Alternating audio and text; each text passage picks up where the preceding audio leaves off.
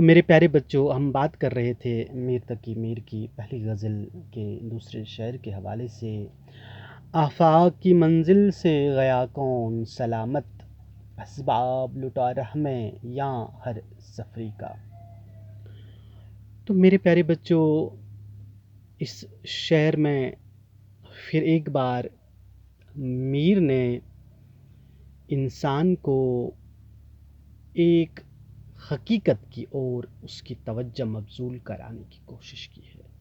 اس کو ایک حقیقت سمجھانے کی کوشش کی ہے کہ اے انسان، آپ اس دنیا میں ایک مسافر کی مانند آئے ہو۔ آفاق کی منزل سے گیا کون سلامت، آپ ایک مسافر کی مانند اس دنیا میں ہو۔ کیونکہ جس طرح سے راہ چلتے ہوئے، پیدل چلتے ہوئے اس زمانے کے حالات کو، ان واقعات کو ذہن میں لاتے ہوئے تشریح کرنے کی ضرورت ہے، کیونکہ جو ایک شاعر ہوتا ہے وہ اپنے شعر کی تخلیق کرتے وقت اپنے زمانے اور اپنے حالات کو ذہن میں رکھتا ہے۔ یعنی شاعر یہی بتانا چاہتے ہیں کہ جب آپ کہیں سے چلتے ہو اپنا ساز و سامان لے کے کسی صحرا سے، کسی ویرانے سے، تو راہ میں آپ پر حملہ ہو جاتا ہے ڈاکوؤں کا اور آپ کا سامان وہ چھین لے جاتے ہیں۔ تو اس انسان کو اسی طرح سے سمجھاتا ہے کہ اے انسان، آپ اس دنیا میں ان مادی اشیاء سے اپنا دل لگاتا ہے، ان چیزوں کو حاصل کرنے کے لیے، ان چیزوں کو کمانے کے لیے، ان چیزوں کو اپنا بنانے کے لیے آپ طرح طرح کے حربے اختیار کرتے ہو، چوری کرتے ہو، ڈاکہ زنی کرتے ہو، دوسروں کا حق کھاتے ہو، جھوٹ بولتے ہو، گناہ کرتے ہو۔ لیکن ایک بات یاد رکھو، وہ بات یہ ہے کہ جب آپ اس دنیا سے چلے جاؤ گے، جب آپ کو اس دنیا سے نکلنے کا وقت آ جائے گا، تو موت کا فرشتہ آپ سے آپ کی یہ تمام تر دولت چھین لے گا اور آپ خالی ہاتھ آخرت کی اور جاؤ گے۔ اسی لیے یہاں پر ایک درس ہے، غور طلب ہے کہ یہاں پر ایک درس ہے کہ مادی اشیاء سے، اس میٹیریل سے زیادہ لو لگانے کی ضرورت نہیں ہے، اس کے ساتھ چمٹے رہنے، اس کے ساتھ جڑے رہنے، اس کے ساتھ اسی کے لیے اپنی دنیا بنانے کے لیے اپنی آخرت کو ویراں کرنا اچھی بات نہیں ہے۔ کیونکہ اگر انسان اپنی حیثیت کے مطابق کماتا ہے، دولت کماتا ہے، خود کھاتا ہے، دوسروں کو کھلاتا ہے، اچھی بات ہے، لیکن اگر یہ مکمل طور پر اسی دنیا کے پیچھے پیچھے چلتا ہے، اس کو حاصل کرنے کے لیے، اس مادیت کو زیادہ سے زیادہ حاصل کرنے کے لیے یہ مختلف طریقے کے ناجائز طریقے استعمال کرتا ہے، تو یہ ایک بدترین بات ہے، ایک غلط بات ہے، اور انسان کو اس چیز سے توبہ کرنی چاہیے، اور بلکہ یہی سوچنا چاہیے کہ یہ مال جو ہے، یہ دولت جو ہے، یہ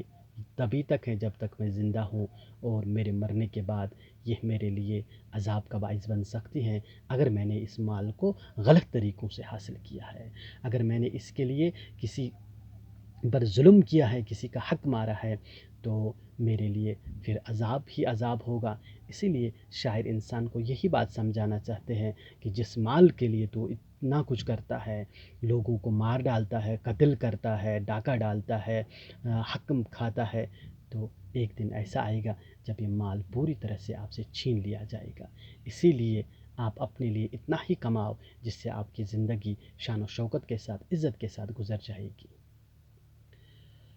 تو میرے پیارے بچوں، اب ہم اس غزل کے تیسرے شعر کی اور آتے ہیں۔ زندہ میں بھی شورش نہ گئی اپنے جنوں کی، زندہ میں بھی شورش نہ گئی اپنے جنوں کی، اب سنگ مداوا ہے اس آشفتہ سری کا۔ چونکہ جب ہم میر کی زندگی کا مطالعہ کرتے ہیں، جو کتاب جس کی فوٹوگراف آپ اس وقت دیکھ رہے ہو، بابائی اردو مولوی عبدالحق انتخابی کلام میر، اس میں بھی انہوں نے میر کے حوالے سے لکھا ہے کہ انہیں دورے پڑتے تھے یا اپنے کپڑے پھاڑتے تھے، یہ بھاگتے تھے. تو پھر آگے چل کے اس حوالے سے لکھتے ہیں کہ ان کو چاند میں اپنے محبوب کا عکس نظر آتا تھا، پھر اپنے کپڑے پھاڑتے تھے، چیختے تھے، چلاتے تھے، اور ان کے ساتھ زمانے نے ہر طریقے سے ہر موڑ پر ان کے ساتھ ناانصافی ہوئی. اس لیے ہم ان کو غم کا شاعر بھی کہتے ہیں. یعنی ان کے جو خارجی واقعات ہیں یا داخلی واقعات ہیں زندگی کے، ہر جگہ پہ انہیں ناکامی کا سامنا ہی کرنا پڑا، انہیں دکھ کا سامنا ہی کرنا پڑا، انہیں مایوسی کا سامنا ہی کرنا پڑا. انہیں ہر جگہ، جس بھی جگہ ہم دیکھتے ہیں، چاہے ان کی نجی زندگی ہے یا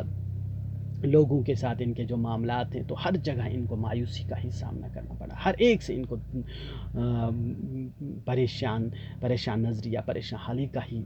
سے ان کو انہی چیزوں کا سامنا کرنا پڑا. تو اس طرح یہی وجہ ہے کہ ہم میر کو غم کا شاعر بھی کہتے ہیں. جب انسان پہ اس طریقے کے حالات بنے ہوں کہ اس کے اندر بھی غم ہی غم ہے، اس کے باہر بھی غم ہی غم ہے، تو یہ خود کہتے ہیں، مجھ کو شاعر نہ کہو میر کہ صاحب ہم نے درد و غم اتنے جمع کیے کہ دیواں کیا. میری شاعری، اس کو شاعری مت آپ کہیے، بلکہ یہ کیا ہے، یہ غموں کا ایک انبار ہے جس کو میں نے شاعری کی شکل دی ہے. تو جب ایک انسان پہ اس طرح کے حالات بنے ہوں تو یہ لازمی بن جاتا ہے کہ اس پر دورے پڑ جائیں گے، وہ دیوانگی کا شکار ہو جائے گا، وہ مجنون بنے گا. تو پیارے بچوں، میر کہتے ہیں اس شعر میں کہ میری دیوانگی کی وجہ سے لوگوں نے مجھے قید خانے میں ڈالا، لیکن قید خانے میں ڈالنا میرے لیے راحت کا سامان نہیں ہے، مجھے اس سے راحت نہیں ملے گی. آپ مجھے قید خانے میں ڈال رہے ہو اور سمجھ رہے ہو کہ مجھے راحت ملے گی، نہیں، تو ایسا نہیں ہوگا. کیونکہ قید خانے میں ڈال کر میری جو پریشانی ہے، میرا جو غم ہے، اس کا علاج تو نہیں ہوگا. قید خانے میں بند کرنا میرا علاج نہیں ہے. کسی جگہ پہ مجھے رکھنا، مجھے باندھ کے رکھنا میرا علاج نہیں ہے، میری دیوانگی کا یہ علاج نہیں ہے. بلکہ اگر آپ میرا مکمل علاج چاہتے ہو تو وہ یہ ہے کہ میرے اس بگڑے ہوئے سر پر پتھر مارو، میرے اس بگڑے ہوئے سر پر پتھر مارو. نہ سر ہی رہے گا اور نہ ہی دیوانگی رہے گی. اس کے بغیر میرا کوئی علاج نہیں ہے. میرا علاج یہی ہے کہ میرے موت کے ساتھ ہی، میرے مرنے کے ساتھ ہی میری دیوانگی ختم ہو جائے گی، میرا جنون ختم ہو جائے گا. اس کے بغیر اگر آپ لاکھ کوشش بھی کرو گے، لاکھ حربے بھی اختیار کرو گے، لاکھ آزمائشیں بھی کرو گے، کسی بھی طرح سے میرا یہ جنون، میری یہ دیوانگی کم نہیں ہوگی. تو میرے پیارے بچوں، جو اس کا اگلا شعر ہے، اس کی تشریح ہم نیکسٹ ویڈیو کلپ میں کریں گے.